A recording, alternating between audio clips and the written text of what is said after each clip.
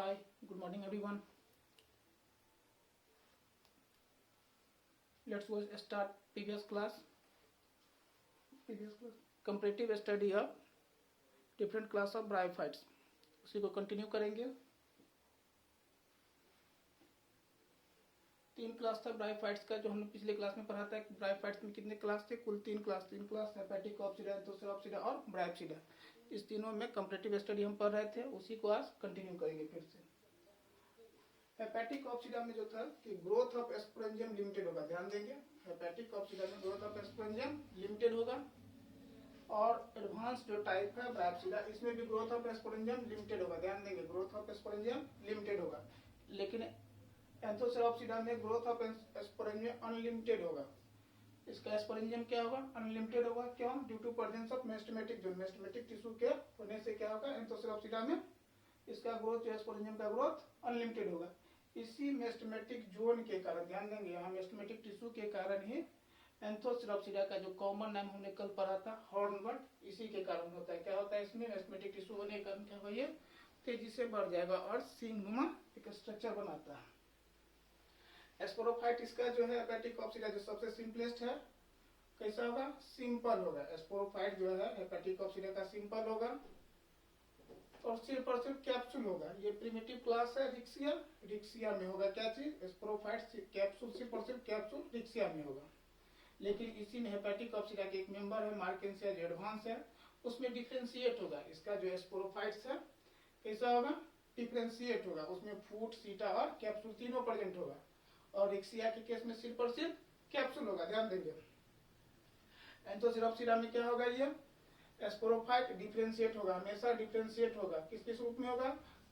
फूट, सीटा और कैप्सूल तीनों इसमें प्रेजेंट होगा, डिफ्रेंशिएट होगा इसका एस्पोरोफाइट एंथोसेराप्सिडा में। सेम चीजें होगा ब्रायोप्सिडा में भी, डिफ्रेंशिएट होगा फूट, सीटा और कैप्सूल के साथ। कहता है कि हेपेटिक ऑप्सिडा में एक स्ट्राइल टिश्यू होता है, ध्यान देंगे। क्या? कौन सा टिश्यू? स्ट्राइल टिश्यू, जिसको नर्व सेल भी बोलेंगे। स्ट्राइल टिश्यू क्या है? Nerve cell. वो रिक्सिया के केस में होगा। किसके केस में? रिक्सिया के केस में। और ये नर्व सेल क्या करता है? रिक्सिया के केस में प्रोवाइड करता है न्यूट्रिशन। न्यूट्रिशन कौन प्रोवाइड करता है?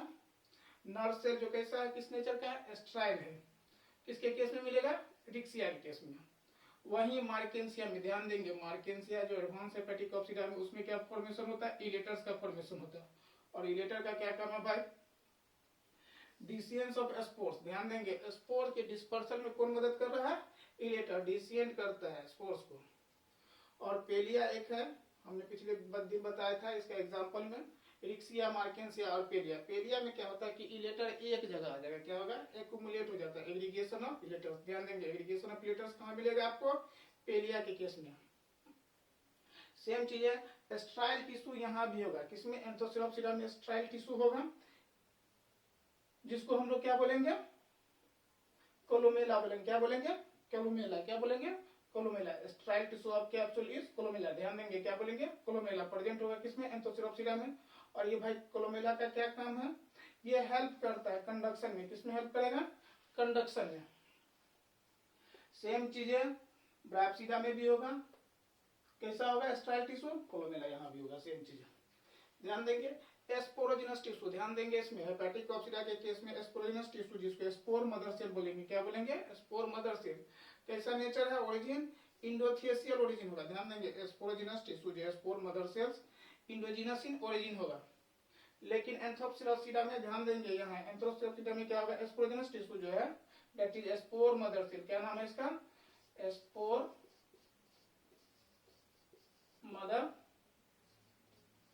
मदर सेल एम्फीथियसियल ओरिजिन होगा इसका। इसके केस में कैसा होगा? एम्फीथियसियल ओरिजिन। बायोप्सिडा में चेंज हो जाएगा। एस्पोरोजिनस टिश्यू जो है स्पोर मदर से कैसा होगा? इंडोथियसियल इन ओरिजिन, ध्यान देंगे, इंडोथियसियल ओरिजिन। यहीं से एक ऑब्जेक्टिव क्वेश्चन बन सकता है यहाँ पर कि इंडोथियसियल ओरिजिन इसका जो एडवांस फॉर्म है इसका और इसका, दोनों का क्या है? सेम है। लेकिन एंथोसेराप्सिडा में क्या है भाई? वेरी किया। ये कैसा है? एम्फीथियसियल ओरिजिन है। उसके बाद देखेंगे इसी के केस में हेपेटिक ऑप्सिडा में कहता है डिसिएंस ऑफ कैप्सूल, ध्यान देंगे। Dehiscence of capsule either by death and decay of thallus, या तो क्या हो? डेथ एंड डीके हो जाए सर गल जाएगा थैलस, तब क्या होगा, कैप्सूल का क्या होगा, डिस्पर्सल होगा। ये किसके केस में होता है, रिक्सिया के केस में। लेकिन हमने अभी आपको थोड़ा देर पहले ही बताया है कि इलेटर्स का काम किसमें है, मार्केंसिया है। मार्केंसिया में क्या होगा, इलेटर से होगा। मार्केंसिया के केस में कैप्सूल का डिफिशियंस किस रूप में होगा, इलेटर्स के रूप में ना। इलेटर्स क्या करेगा, रिस्पॉन्सिबल है मार्केंसिया के केस में स्पोर डिस्पर्सल में। लेकिन एंथोसिरोप्सिडा जो है, एंथोसिरोप्सिडा के केस में कहता है dehiscence of capsule by 2 to 3 longitudinal slit. ध्यान देंगे, एक वॉल्व जैसे दरार लाइक स्ट्रक्चर बनाएगा कैप्सूल्स, 2 से 4 होगा डेहिसियंट के केस में, एंथोसिरोप्सिडा के केस में। लेकिन बायोप्सिडा के केस में क्या होगा कि ये डिटैचमेंट होगा, हटेगा। कौन सा कैप्सूल हटेगा, किससे, ऑपरकुलम, किससे, operculum and disperse by peristome teeth, by peristome. Peristome क्या है भाई, एक टीथ लाइक स्ट्रक्चर होगा, 16 करके 2 रो होता है, 16 को नीचे 16 को ऊपर। कुल कितना संख्या होता है पेरिस्टोम में, 32 को टीथ लाइक स्ट्रक्चर बोला गया है। तो इसके केस में जो है, बायोप्सिडा के केस में स्पोर का जो है, स्पोर्स जो है, स्पोर या कैप्सूल जब ब्रस्ट करेगा तो क्या होगा, स्पोर डिस्पर्स होगा किस फॉर्म में, पेरिस्टोम के फॉर्म में। तो कहता है कि अपर कुलम क्या है, एक अपर कुलम देखेंगे, घंटीनुमा ऊपर से स्ट्रक्चर बना रहेगा इस टाइप का। यहीं पर क्या है, ये पेरिस्टोम टीथ रहेगा 16 के रो में, यही क्या है, अपर कुलम, ठीक ना। ये हो गया पेरिस्टोम।